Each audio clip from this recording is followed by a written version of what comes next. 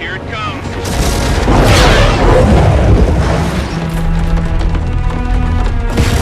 My guys! Eyes on me! As far as Ethan goes, I will personally vouch for this stiff metal motherfucker! He's one of us! Ethan! What's the Navy's official policy for a gunfight? Send in the Marines!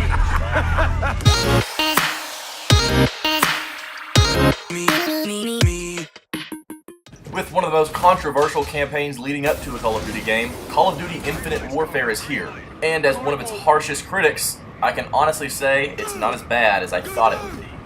Now before you start judging me for my opinion of this game, I'll have you guys know that I was in fact one of the guys who added a dislike to the already 3 million dislikes to the Infinite Warfare reveal trailer. I think we can all agree this is how every Call of Duty fan felt after watching that trailer.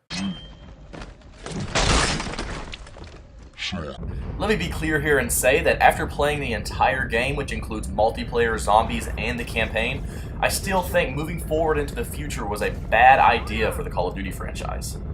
So, with that being said, let's talk about some of the stuff I did not like about the campaign. And number one of the things I disliked about the Call of Duty campaign is the space combat. Now, I know it may look like it's something plucked straight out of Star Wars and the graphics look amazing, but Infinity Ward forgot to do one thing, and that's actually make the gameplay fun. You never feel like you're in complete control of this spaceship, and that was really disappointing. Number two on that list are the villains of the game, or should I say lack thereof.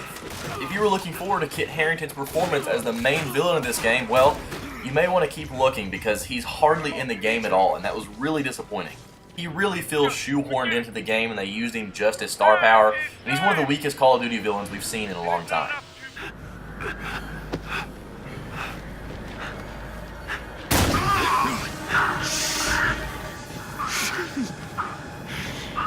Cloud's judgment.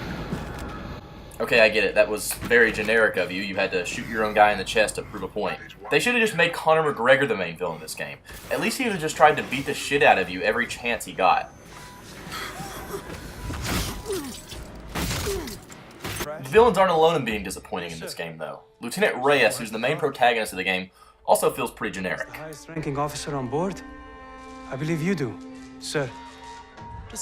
As the female lead, Salter wasn't bad, but she still felt pretty generic whenever it comes to video game characters. It's pretty sad to say, but the character who had the most actual character throughout the game is the robot named Ethan.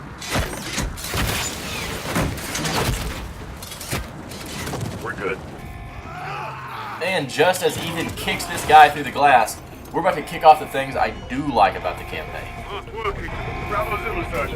While the space combat can get old at times, grapple hooking the guy to you, attaching a grenade to him, and kicking him and watching him float off was always fun. Holy shit, are you serious? No, ma'am, not at all. You got you, Lieutenant. Did not. Another positive about this game is the graphics. Call of Duty hasn't necessarily been known for their graphical engines in the past, but this game looks amazing running on my Xbox One. While I can't help but notice that airplane looks a lot like the Pelican from Halo, I hope 343 Industries is watching this so they can replicate their Mantis to look a lot like this one. Something else about this game I really did enjoy is every time you feel like you're actually just playing a boots-on-the-ground Call of Duty, it's as fun as it's ever been. Even as large and grand as some of these cutscenes are, the cutscene wherever the truck is running away on the bridge is one of the best looking ones yet, and that's partially due to the fact that it makes the game feel more personal and not so big and open. And just to reiterate something one more time, Ethan seriously is awesome in this game. In my run through of the game, I beat it on hard, so as you can expect, there's a few challenging spots throughout the game, but luckily, the seeker grenades made it a little bit easier for me.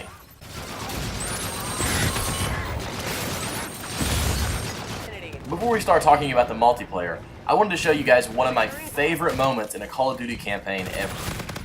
All I could think of while watching this scene is, say what you want about Call of Duty, but their cinematography is some of the best in the industry. Heads up, we're hot!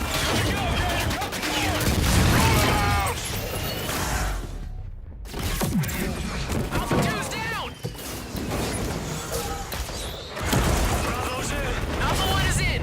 Get out of here! Moving to holding pattern. Terminal is due north, Staff Sergeant. I don't need coordinates from you, Ethan. Contact! Right side! I got him! Take him down!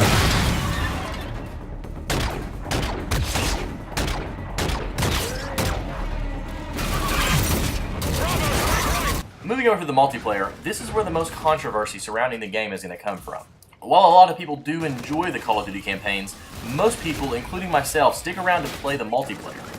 And once again, whenever this game is focusing on being a boots-on-the-ground shooter, it's a lot of fun. But forcing people to have to wall run to get to a certain portion of the map is where Call of Duty really shows its flaws. One of the biggest flaws about the multiplayer is Call of Duty's attempt to give people Destiny-like power-ups. Instead of unlocking these powerful weapons through a kill streak, you're granted them after a period of time. This takes away a lot of the play good and be rewarded system that Call of Duty's been so known for. Another thing I dislike about the multiplayer is some of the map design choices. Instead of building realistic and gritty based environments, they're almost taking a cartoony approach with the way some of these maps are designed. Comparing this to Modern Warfare 4 Remastered, one good thing I can say about Infinite Warfare is how fluid the multiplayer flows. It really is noticeable how much better 60 frames runs on this game compared to the remaster of Call of Duty 4. Surprising enough to myself, I really found myself enjoying some of the longer gaming sessions I had on this game. Whenever the game is boots on the ground, it's amazing. But once again, whenever you start to do some of the things that Infinite Warfare wants you to do, it ends up not working out very well.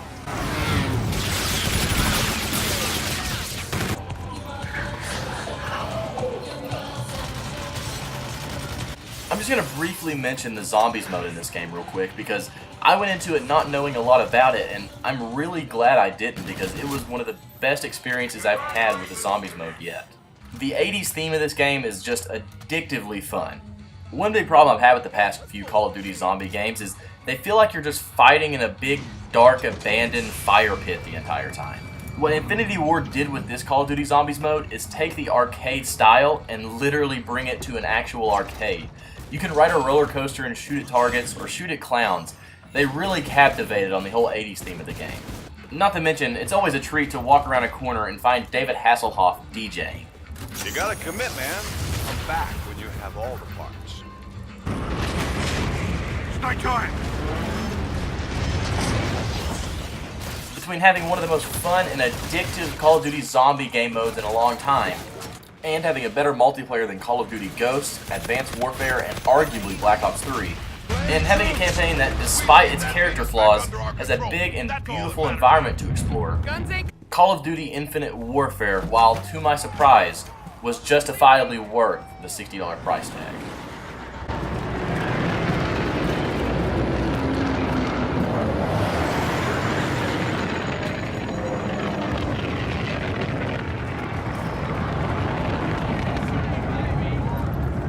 There she is. Retribution. Home sweet home.